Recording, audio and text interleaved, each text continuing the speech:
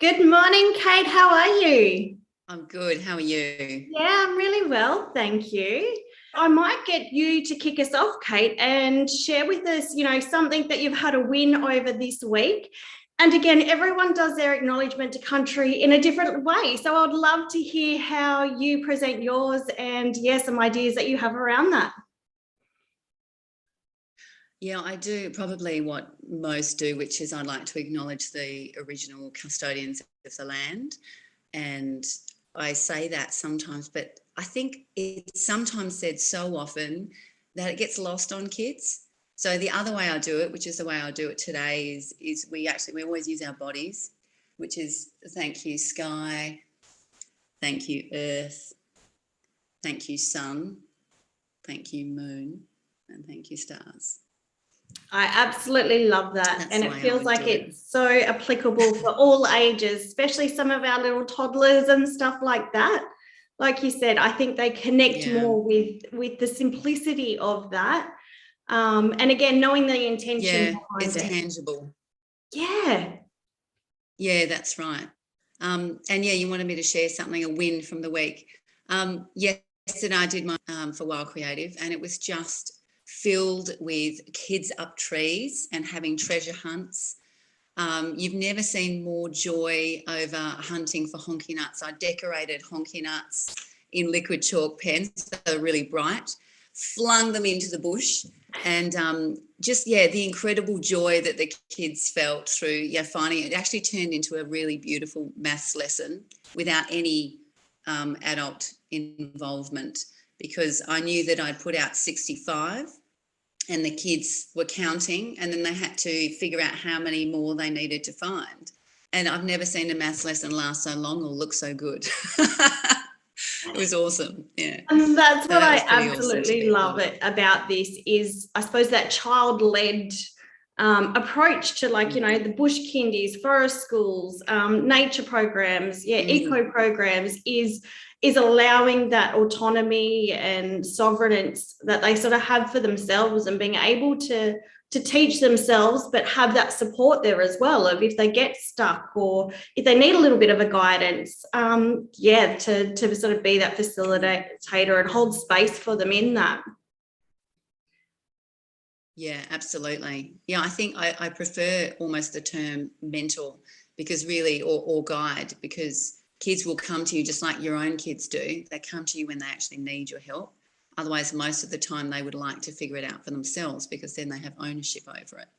And it's their own achievement, Same as adults, amazingly. My win for the week, the celebration is that we went global this week. So we've got our first customer, client, new mentor coming from Scotland. So yeah, that's really exciting, Awesome. and knowing that this is kind of growing and emerging past my, I suppose, wildest expectations. Obviously, bush kids, I kind of see that very much as a sort of Aussie sort of term. So yeah, it's really Yes, exciting. Now, no let's get worries. into a little bit about you and your backstory. So tell me, what inspired you to create your business? Yeah, I guess it's like many things in life. There's a lot of threads that come before everything comes together. I guess really going far back was my experience in school, and then my daughter's experience in school. So I guess really the wellspring was both of us. It was around the time that I took her out of school. There were lots of things happening in her world, like she had a new brother, and had started full-time school, which and COVID had hit. That little nugget. So there's a lot of a sort of a melting pot of pretty stressful things, and I could see that she wasn't coping, and I kept sort of telling myself, this is what we do. That was my favourite mantra that I noticed that I was saying. And after a while, I just thought, we need to get used to this. And after a while, I thought, actually, this actually feels not right for me, and it's not right for her. And that's why it doesn't feel right inside of me. And I've been ignoring that instinct. And really an antidote to all of that stress was I sought refuge in nature. So I'm like an old sea hag from way back. So I went to the sea. We went to Little Bush Space, which is now where Wild Creative is held and run from. And I realised that as we unfurled from that stress, what a great teacher nature is, and how so much of the curriculum is right there in front of us. I think that was really the inspiration for generating Wild Creative into fruition. Yeah, like creating, I guess, it's like what I said in the bio, that I want to create a space for kids who are like me, who actually learn kinesthetically and through their senses, which I think probably all children do, because that's how we begin. And I think that mainstream school kind of setup can only really suit quite a small part of the population. So I want to provide a space for the kids that don't fit that mould, so that they can honour what gifts they have and their own learning diversity, So, yeah, I think that's really the wellspring of why I started it.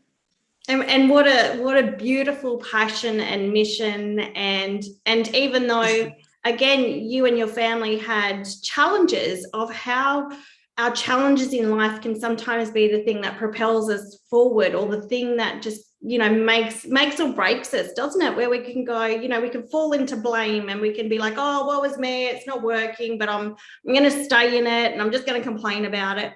Or you can choose to make that choice to be responsible and go, no, there is a different way. And yeah, I'm going to do something about it. So yeah, thank you so much for doing that. I know you've impacted on so many beautiful little lives already, and will continue to do so for many years. Now, have you always been passionate about working with kids, or do you think it is through, your own family? Yeah, predominantly it was, through having my own children and seeing the way that the world looks to them.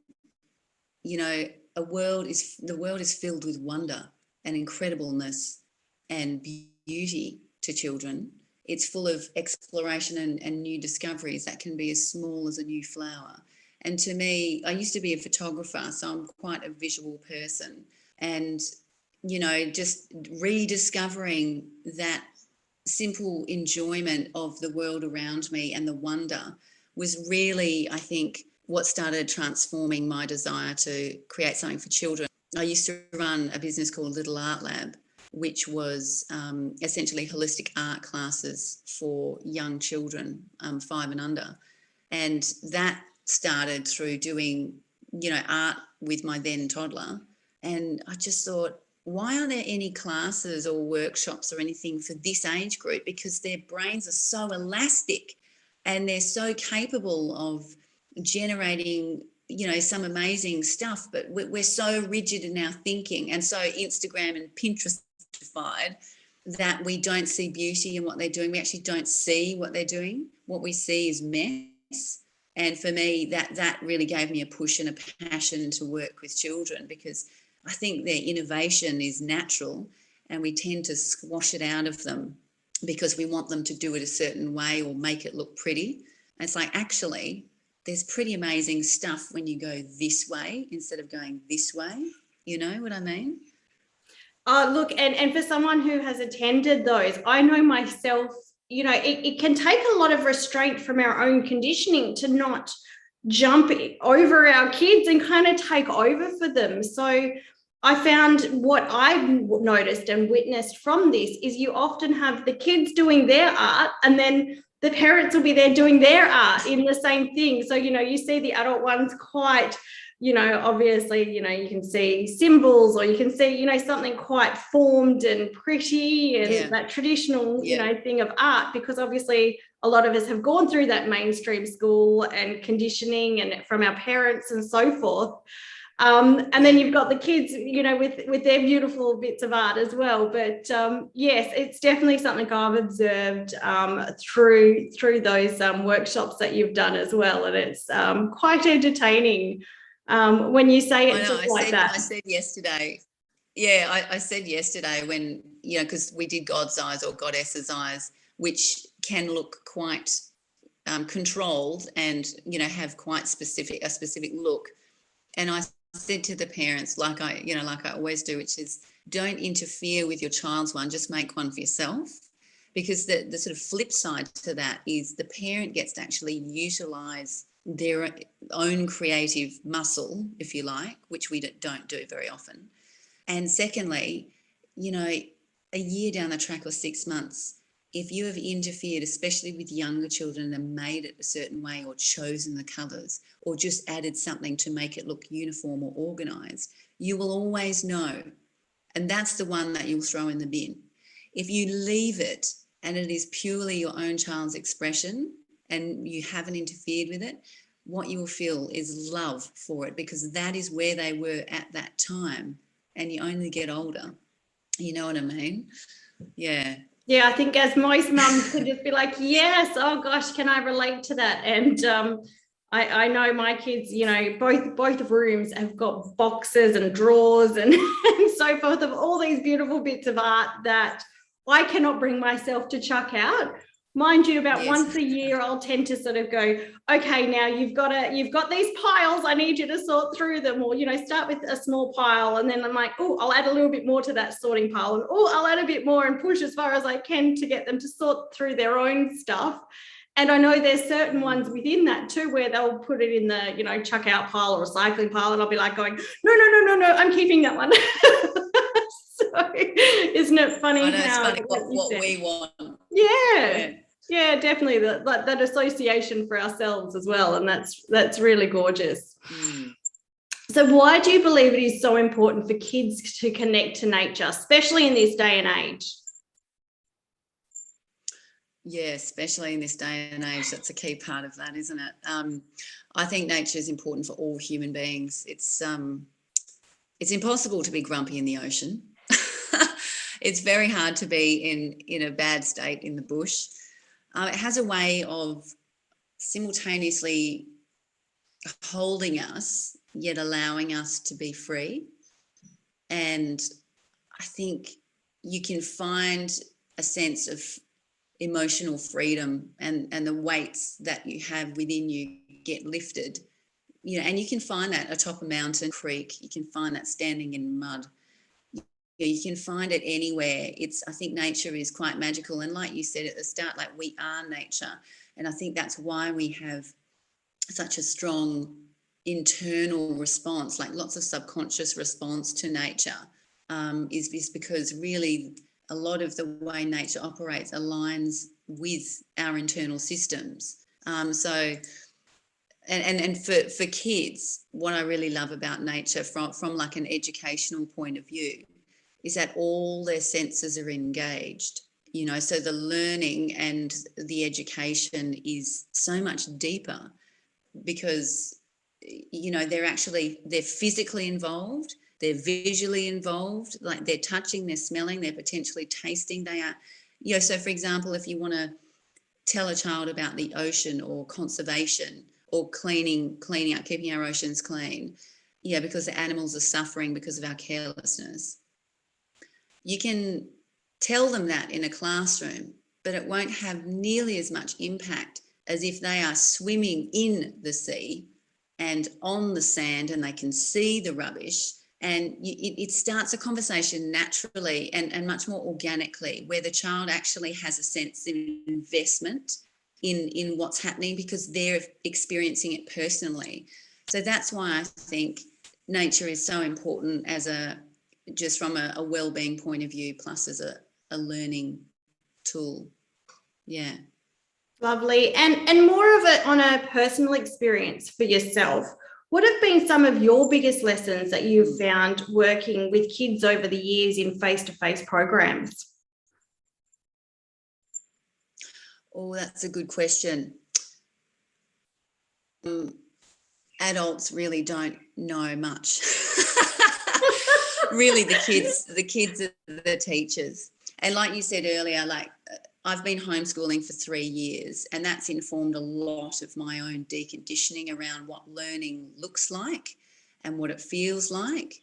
And really children show me all the time that their interests, it's cyclical.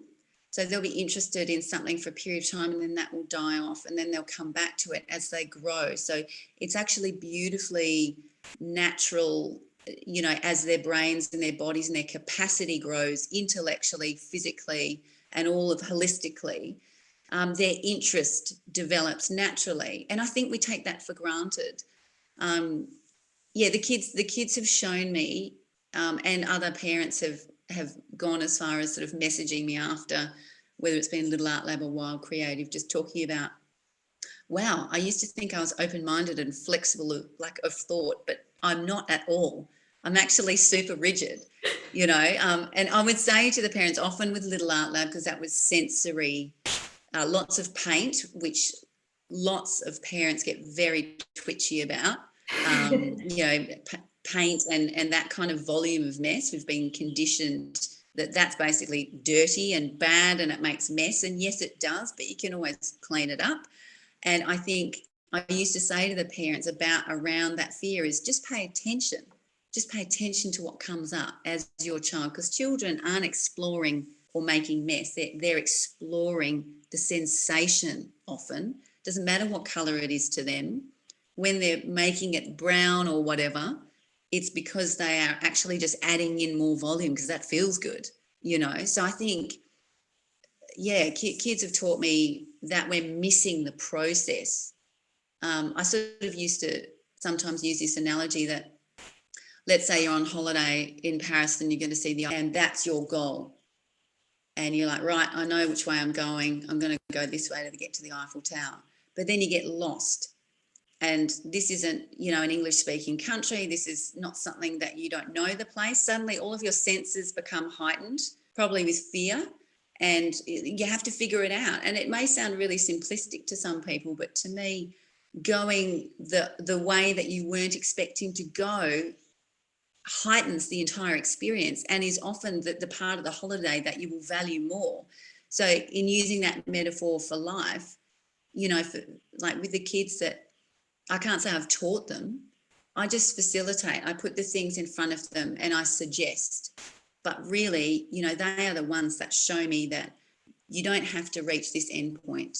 The end point's actually really boring, like a lot of the time. Like to make the God's eye, to make the butterfly, whatever it is, that is not nearly as rich or connected to the self as the process of getting there.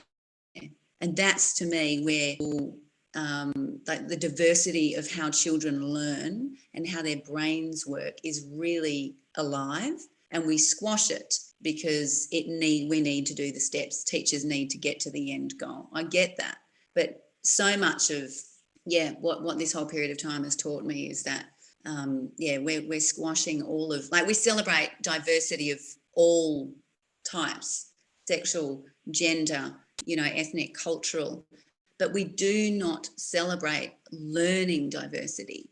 And I really think that we should, because there are plenty of people who have, look at Steve Jobs. People go, he was a bit of a nutter and a bit intense, but look at what that man built.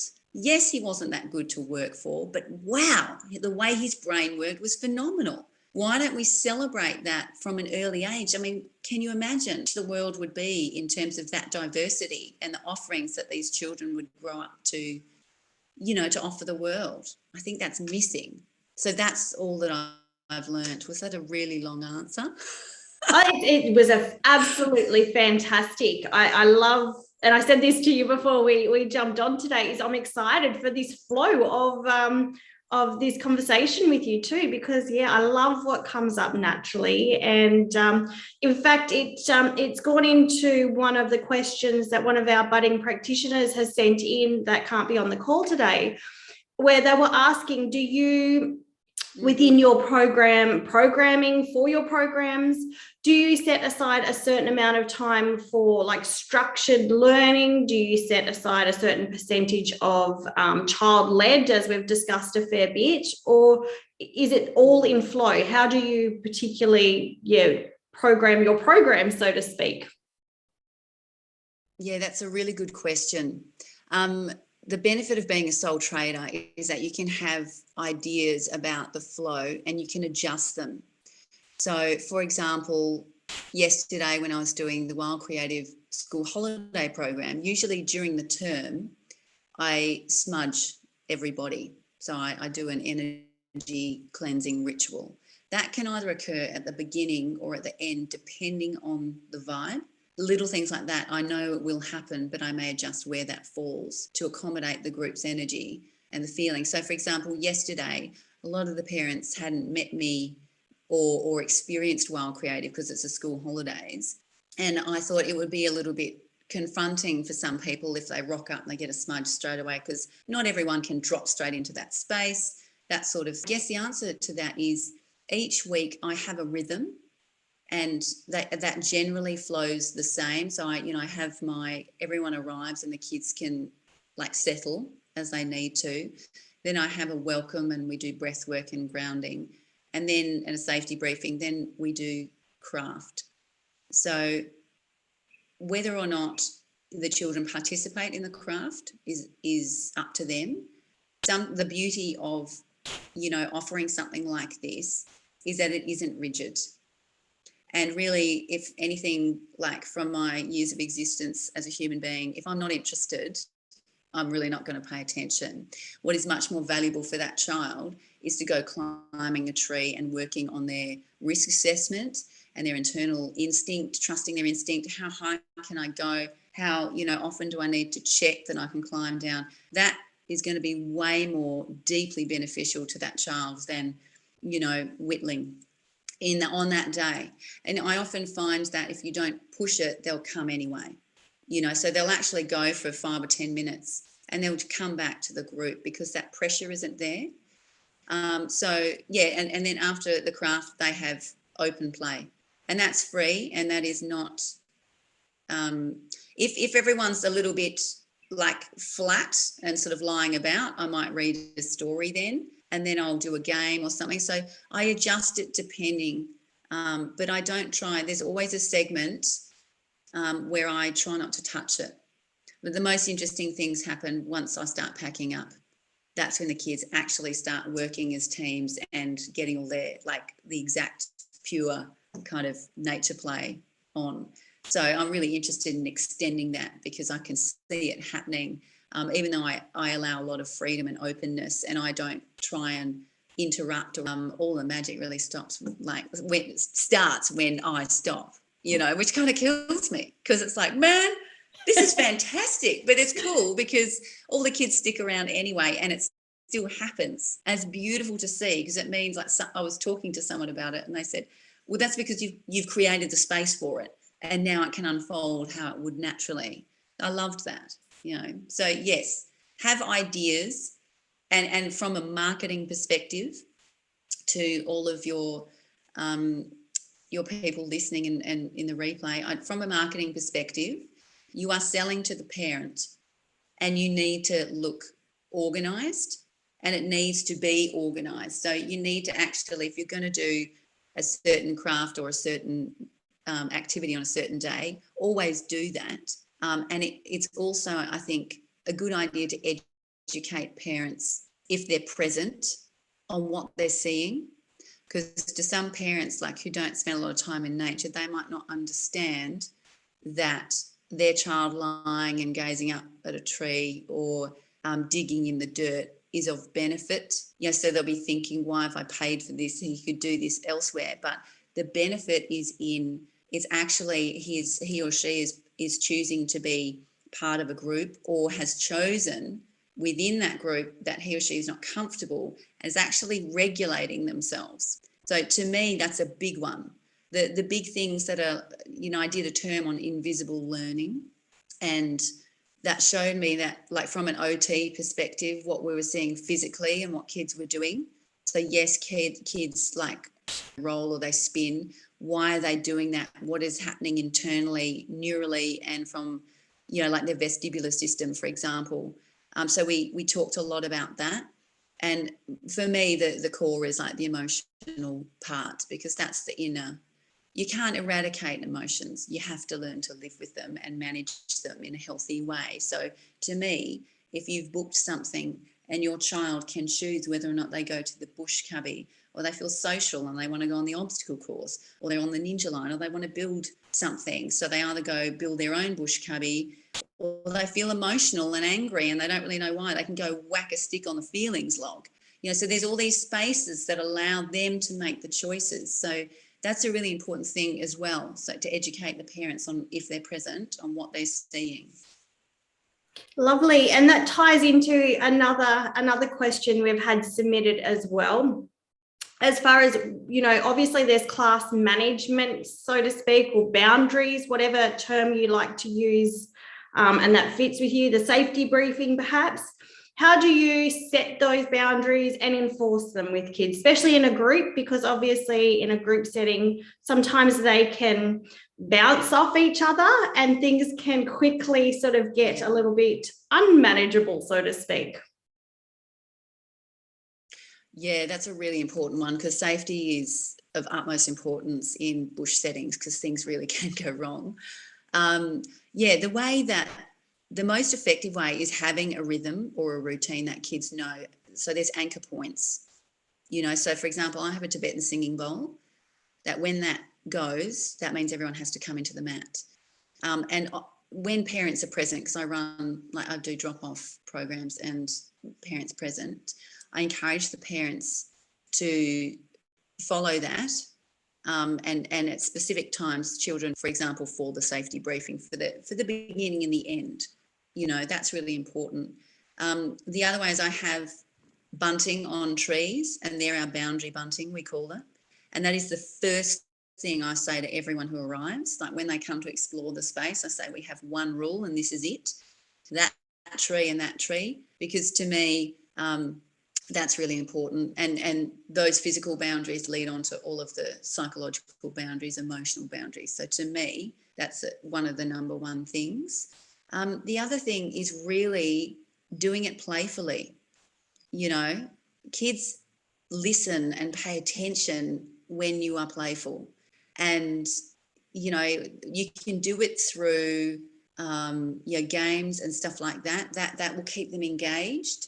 But finding a balance between constantly controlling the group and allowing for that natural unfolding can be tricky. But it's always good to have more than one set of eyes. So your ratio, staff to child has to be, I think, pretty relatively high, or not high, but there has to be a healthy number of, responsible eyes. So that if kids are, need a little bit of guidance or a reminder. The other really cool thing is, and something I'm doing with my daughter in particular, she's at an age where she's almost 8 and she's really wanting to explore further. And so I have a cooee. The cooee says, "Where are you?" And she'll cooee back so I can hear where she is. And the really cool thing is, because she's got a little brother and we've got a fence that I can lock, there was some real, like she jumped the fence a few times, a real desire to break through that barrier, literally and metaphorically. And this works in Wild Creative as well. But it's really cool because kids will respond when you give them boundaries. But if you don't have any boundaries, that creates anxiety, and kids are actually more likely to go and act out, would be my advice. It's an important question. Yeah, definitely. Thank you for sharing. I must admit, I'm like, I'm going to use the cooee on my 7-year-old as well, because I'm like, I love that. That's going to really work with him. It's something that we do in play already, or a kaka when we're playing hide and seek, and it's literally just a follow on for that with his development. Like you said, they cycle around, don't they? And they come back to it, and then you need to be the one to change your perspective on how you then see it, or you then deal with it. And I think that in itself is like a big lesson to learn in itself, of you're constantly having to change your own perspective, and you're constantly having to grow yourself. And that, I suppose, brings us on to, I suppose, on the business side of things and your own growth. What would you have done differently in your business in the setup phase if you had all the knowledge that you currently have now? And obviously we can't go back, and it's part of our journey, but it is obviously a great one for our new people coming through that are at the start now. Yeah. With Little Art Lab, photography imagery is a big one. With Little Art Lab, I had a lot of good images. There's plenty of sort of stuff that you can pilfer from Pinterest and stuff. But for Wild Creative, there was your imagery is your ethos. It's your, brand has been overused. I'm not into brand because that sounds dry and boring. It's your entire belief system, in an image, and you have to convey that. And I don't always get it right, but when I had a photo shoot, I was able to work with the photographer about, what I wanted and the tones and the kind of, so you can, obviously there's a gazillion filters out there, but none of them compare to a professional photographer. And I know that from firsthand experience. So that would be a really big one. Depending on, how big you want to make your business, it'd be really good to probably have a separate business account. I still haven't, I used to, and then I stopped, because I had my son and that was just more fees. But that's a really good way of streamlining your life, especially, if any of your participants are, mothers that are trying to do the juggle. I say mothers in particular. Nearly all are.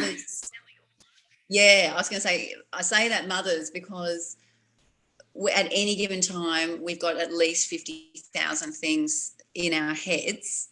And certainly for me, I'm not bad with money, but being organised with your business and money is really important.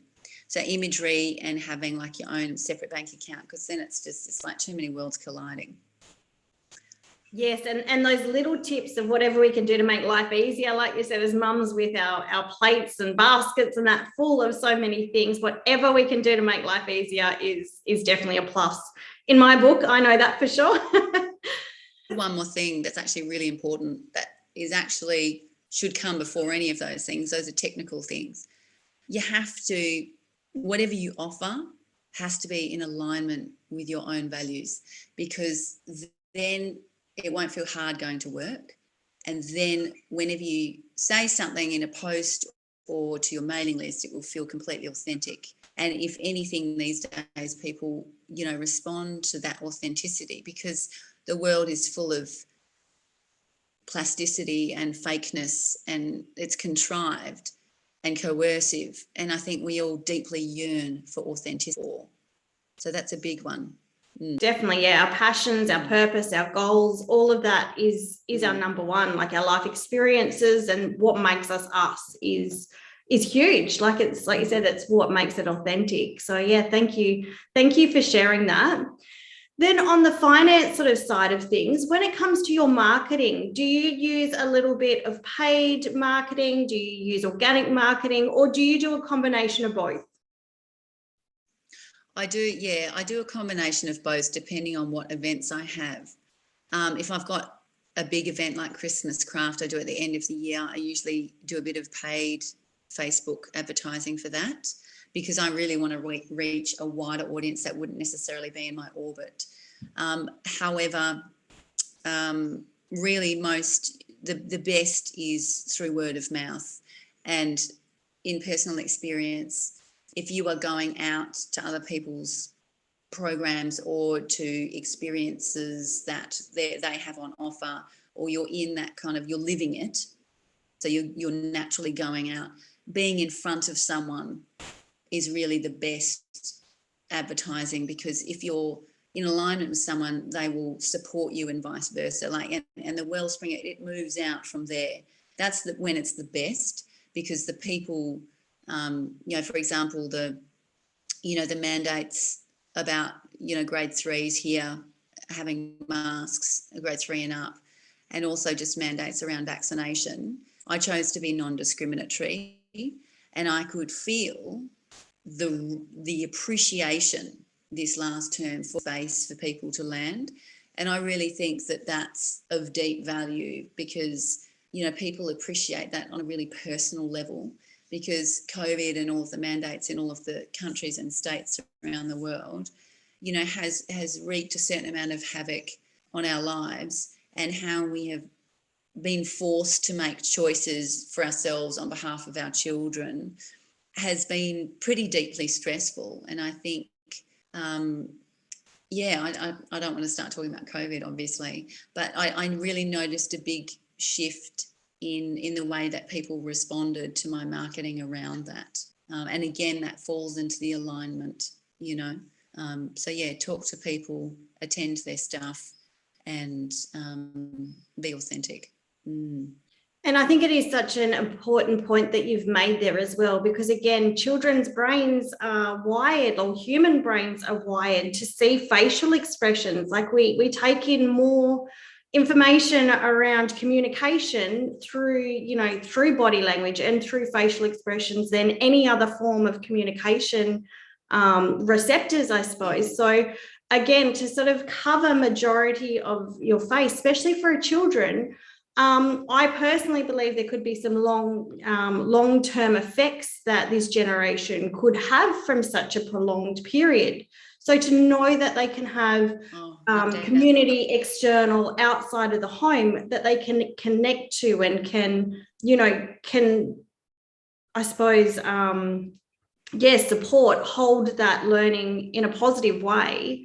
It's lovely to know, like I know there's quite a few, I feel like we're very blessed in Perth, Western Australia. I feel like we have such a beautiful community of holistic educators and stuff as well, and healers, that I feel like there are so many options over here of people that are very conscious of those things and allow those us to just be as we are. So again, like you said, there is a deep sense of appreciation. I feel that they may not be getting that elsewhere, and to know that there is that community there and that community support is brilliant. Now we've covered that one about the images that have attracted the best results, and you've kind of mentioned that as far as sticking what works with your own personal ethos, and I suppose again what colors and stuff you are personally attracted to. Would you say that when it comes to your images as well? About being using colors I'm attracted to personally? Yeah. Ironically, I've loathed brown for years, but only come to appreciate it recently. But yes, I'm looking for earthiness, earthiness. There's lots of different types of spirituality, and there's a lot of nature type businesses here in Perth, but I guess what I feel sets me apart is I sort of blend in, spirituality and ritual into it, and obviously the kinesthetic learning part comes sort of naturally territory, but I guess, my feeling around marketing imagery, it's like anything, we buy based on feeling, and if the content you're creating creates a feeling in someone that makes them feel like, oh, I really need that in my life, or my child needs that in their life, then that's right. To me, I like the earthy sort of stuff, because to me it's about grounding spirituality. It's there's lots of celestial zodiac. For me, that's lovely, but it has to be related to the earth, because that's tangible to me. It comes back to kinesthetic learning that way. Yeah. Did I answer that well? You did. I'm not sure if I answered your question. I love that, because I think again it's 100% of I'm the same of like if I feel like I have a resonance towards something, that is when it piques my attention. From that attention is where you either dive in deeper to find out more, or you find out more and you're like yes, or no, that's not it, or you lean into it, don't you? So 100% it's where it starts of people are going to be attracted if they're part of that tribe already, and they're looking and they're feeling into it. So perfect. The next one is another one on programming. So what tips could you give everyone here today and watching the replay about when it comes to creating their content for their programs, or their term program, or their term themes and things like that? What advice do you have for them?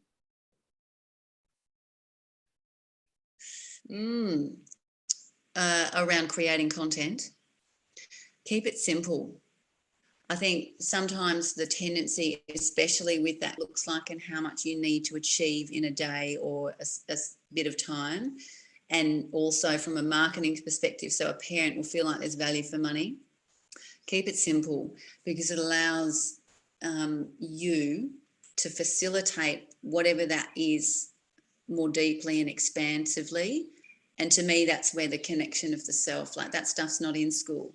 It's rigid and it's separated. It's all segmented. Whereas I do like one nature craft per session, and that allows, and I come back to whittling, I do every term, and that allows children who return to have a deeper relationship and skill set.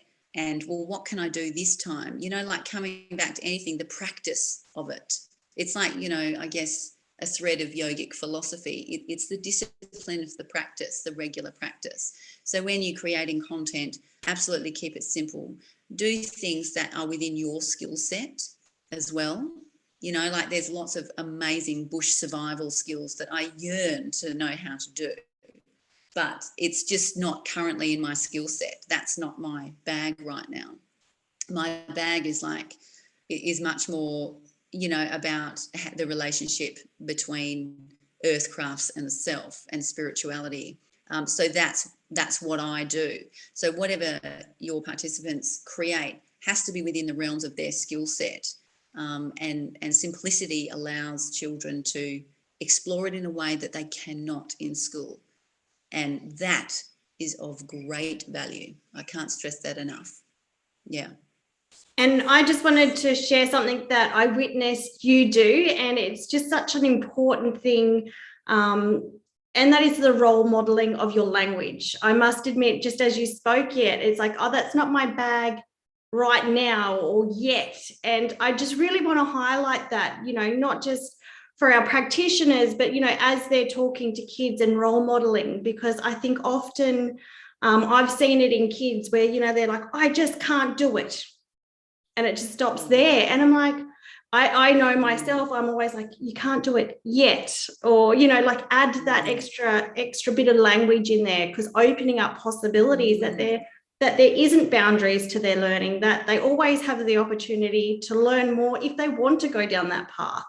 Like you said, maybe not now, but maybe later. So yes, I just wanted to highlight that because you done it a couple of times there, and I was like, yes, I love it. Thank you for noticing. Yeah, I didn't, that was subconscious. And that's actually true. Now that you've kind of, you know, because you don't think about exactly what your language is, you know, you just express yourself. But that's a cool bit of feedback. Thanks. It's true though. Like you do as a practitioner when you're running programs, you know, it's not like you're teaching and they are learning. It's not like that. Nature is a great leveler, and children, like I said before, and what they've taught me is really, if anything, it's kind of like this, like the adult needs to be humbled by the wisdom of children, because we were like that, but we've suppressed it all, squashed it out of us to make ourselves fit a certain shape. But really, you know, when we allow children to lead us, that's child-led learning has great value, because it empowers children, and their worlds are filled with people telling them what to do and where to go. It's very organised children lead, and they don't get a lot of sense of that. Oh, I can show you. You know, my 3-year-old son wants nothing more than to show me how he rakes leaves. Watch, I'll show you. And I will sit down and be like, oh, okay, so you hold it like that. You know, it doesn't matter whether you're 3 or you're 30. Like, that's so true what you said, like that modelling of can you show me, how would you do it? What do you think?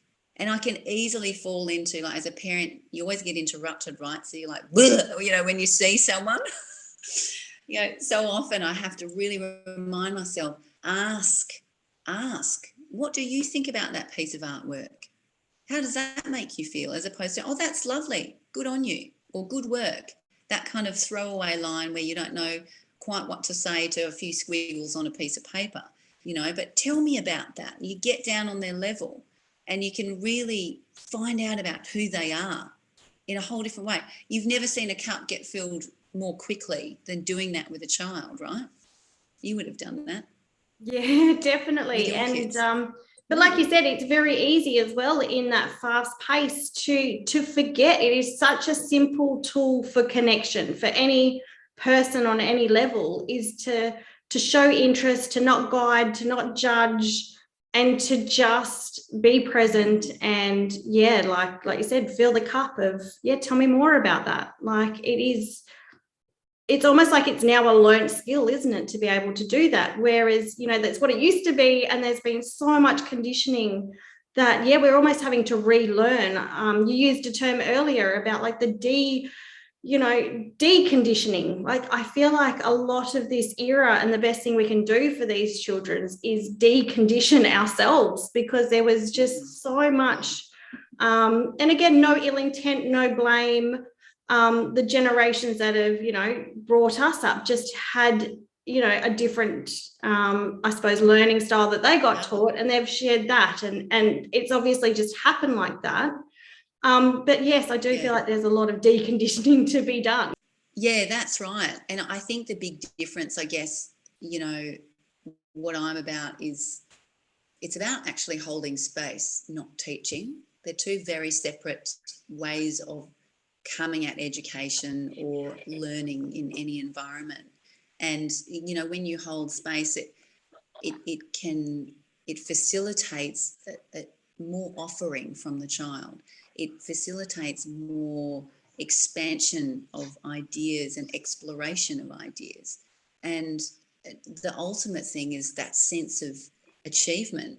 There's someone who coined the term sticky learning.